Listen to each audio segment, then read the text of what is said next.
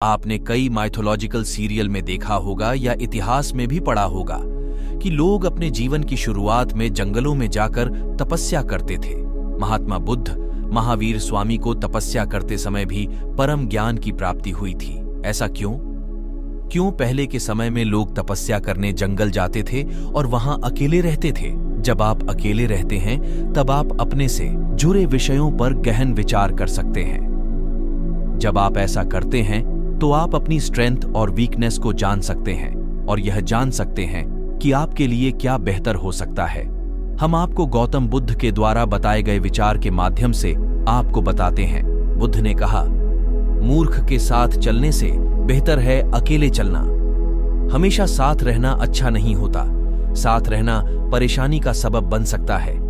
मनुष्य सचेत हो सकता है और बिना किसी साथी की जरूरत के अपने भीतर पूर्ण हो सकता है।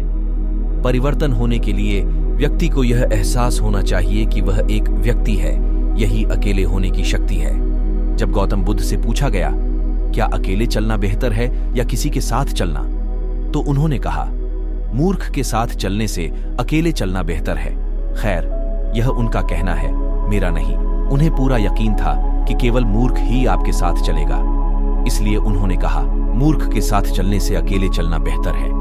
इस देश में कुछ कहावतें हैं। जब आप छोटी और जल्दी यात्रा करना चाहते हैं तो अकेले चलें। जब आप लंबी यात्रा करना चाहते हैं तो किसी के साथ चलें। लेकिन महत्वपूर्ण बात यह है कि आपके साथ कौन चल रहा है। हमेशा साथ रहना अच्छी बात नहीं है। कई बार साथ रहना एक परेशानी बन सकता है। अगर कोई यह नहीं जानता कि अकेले कैसे रहना है तो साथ रहना बहुत परेशानी भरा हो सकता है। तो सबसे पहले और सबसे महत्वपूर्ण बात, जब तक कि आप जुड़वा ना हो तब भी हम अकेले आते हैं और अकेले जाते हैं। अगर कोई नहीं जानता कि अकेले कैसे रहना है तो साथ रहना बहुत परेशानी भरा हो सकता है। हमें इंसान कहा जाता है। इंसान का मतलब है हर दूसरा प्राणी जो है सिर्फ इसलिए क्योंकि वह जो करता है। लेकिन एक इंसान बस हो सकता है, जो कि इंसान होने का एक अनूठा गुण है कि हम बस हो सकते हैं, कि हम बाध्यकारी कार्य नहीं कर रहे हैं। यही इसका मतलब है। हमारा कार्य सचेत और विवेकपूर्ण है। लेकिन आम तौर पर जब लोग एक साथ मिलते हैं तो आम तौर पर लोग बाध्यकारी कार्य करते हैं। यह एक संगठन हो सकता है जहां कोई उद्देश्यपूर्ण कार्य हो सकता है, या यह एक भीड़ हो सकती है जो एक बाध्यकारी कार्य हो सकता है। तो मूल रूप से मनुष्य होने का मतलब है कि हम अपने भीतर विकास के उस बिंदु पर पहुंच गए हैं जहां अगर हम चाहें तो हम बस यहां बैठ सकते हैं, बस हो सकते हैं। हम इस बात पर विचार कर सकते हैं कि क्या कार्रवाई करनी है और क्या नहीं। यह निश्चित रूप से व्यक्तिगत है। जब व्यक्ति एक साथ आते हैं तो हम बहुवचन में हम कहते हैं, लेकिन फिर भी यह व्यक्तियों को ही एक साथ आना है। एक व्यक्ति होने का मतलब है कि आप और अधिक विभाज्य नहीं हैं। इसका मतलब है कि आप बस एक हैं। लोग खुद को खुद के भीतर विभाजित करने के लिए अलग अलग तरीके खोजते हैं। भारत में 10,000 साल के सांस्कृतिक इतिहास के साथ हमने खुद को विभाजित करने के लिए कई तरह के शब्दों का आविष्कार किया है। लोगों के लिए आत्मा, परमात्मा, अहंकार, यह एक और वह एक के संदर्भ में बात करना बहुत आम है। लेकिन हर संस्कृति में यह अपने तरीके से होता है। जब चीजें सही चल रही होती हैं, जब अच्छे काम हो रहे होते हैं, अगर आप लोगों से पूछें तो वे कहते हैं, मैंने यह किया। जब चीजें सही नहीं होती हैं, जब चीजें गलत होती हैं, तो वे किसी को खोजने की कोशिश करेंगे।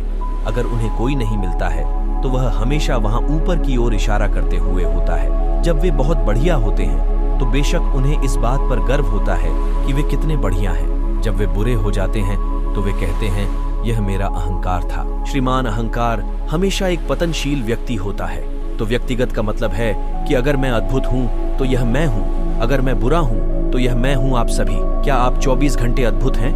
नमस्ते, क्या आप 24 घंटे अद्भुत हैं?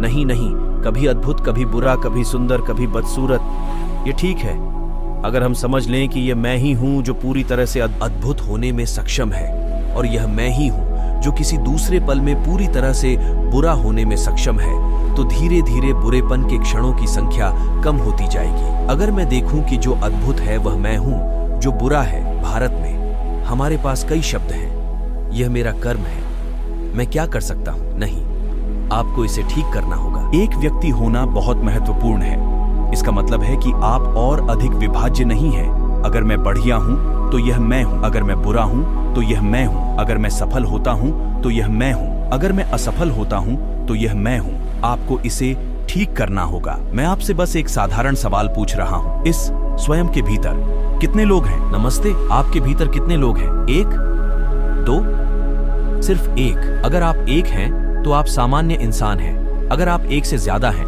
तो आप या तो सिजोफ्रेनिक हैं या आप पर भूत सवार है। आपको या तो मनोचिकित्सक या भूत भगाने वाले की जरूरत है। लेकिन आप देखेंगे कि जब भी चीजें सही नहीं होंगी तो कोई दूसरा आदमी कहीं से आ जाएगा। इसलिए एक व्यक्ति बनने का मतलब है कि आपने उन सभी पॉपअप को मार दिया और बस कह दिया, यह मैं हूँ। यह जो मैं हूँ उसके कई आयाम हैं। अगर मैं इसे एक व्यक्ति के रूप में नहीं देखता, मैं इसे और विभाजित नहीं कर सकता, तो परिवर्तन नहीं होगा। अगर परिवर्तन नहीं होता, अगर लोग उस अवस्था में एक साथ आते हैं, तो समाधान से ज्यादा गड़बड़ियां होंगी। यह केवल मनुष्य ही है जो अकेले बैठकर खुद को बदल सकता है, क्योंकि यह मनुष्य होने का विशेषाधिकार है कि हम बस हो सकते हैं। यही कारण है कि आपको मनुष्य कहा जाता है। आप होने में सक्षम हैं।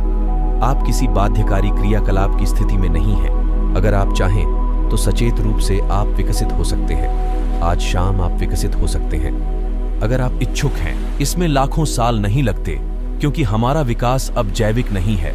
हमारा विकास सचेत है। हर दूसरे प्राणी के लिए यह तय है। प्रकृति ने 2 रेखाएं तय की हैं, जिनके भीतर हर दूसरा प्राणी रहता है और जाता है। लेकिन एक बार जब आप मनुष्य बन जाते हैं तो केवल अंतिम रेखा होती है, कोई शीर्ष रेखा नहीं होती। मनुष्य किस तरह बन सकता है, इसकी कोई सीमा नहीं है। इसलिए इससे पहले कि हम लोगों के साथ खुद को जोड़ें, यह अच्छा होगा कि हर दिन सुबह या अपने जीवन के एक निश्चित समय में अगर कोई खुद के साथ थोड़ा समय बिताए और देखें कि कैसे, किन तरीकों से यह कल की तुलना में थोड़ा बेहतर हो सकता है। यह जीवन कल की तुलना में थोड़ा बेहतर कैसे हो सकता है? क्योंकि ज्यादातर लोग अपनी जरूरतों के लिए एक साथ आ रहे हैं। जरूरतों को पूरा करने के लिए लोग एक साथ आते हैं। कुछ लोग किसी उद्देश्य या कारण को पूरा करने के लिए एक साथ आते हैं। कुछ लोग खाने पीने और एक साथ रहने के लिए एक साथ आते हैं, क्योंकि वे अकेले नहीं रह सकते। ये एक ऐसी चीज है जो हर इंसान को करनी चाहिए। एक निश्चित समयावधि में आप एक काम करते हैं, सिर्फ 24 घंटे हर चीज से ब्रेक लें। आज नहीं, अभी आप लोगों के बीच हैं। आप कभी कभी सिर्फ 24 घंटे का ब्रेक लें और न पढ़ें, न टीवी देखें, न फोन का इस्तेमाल करें। बस अपने कमरे में बैठें, सतर्क रहें, न सोएं। और अगर आप अपने मन की प्रकृति को देखें तो आप खुद ही प्रमाणित कर देंगे कि यह एक पागल आदमी है, क्योंकि ज्यादातर लोगों का मन किसी एक चीज पर नहीं टिक सकता। जब तक कि वे गतिविधि में न हो, वे बस यहाँ नहीं हो सकते। मनोवैज्ञानिक गतिविधि की बाध्यकारी अवस्था चालू रहती है। जब आप ऐसे होते हैं तो आप हो नहीं सकते। इसका मतलब है कि आप एक इंसान नहीं हो सकते। तभी साथ रहना बहुत समृद्ध होगा। अगर आप अकेले रहना जानते हैं तो साथ आना बहुत फायदेमंद और बहुत मूल्यवान होगा। इसका मतलब है कि हम सचेत रूप से साथ आए हैं।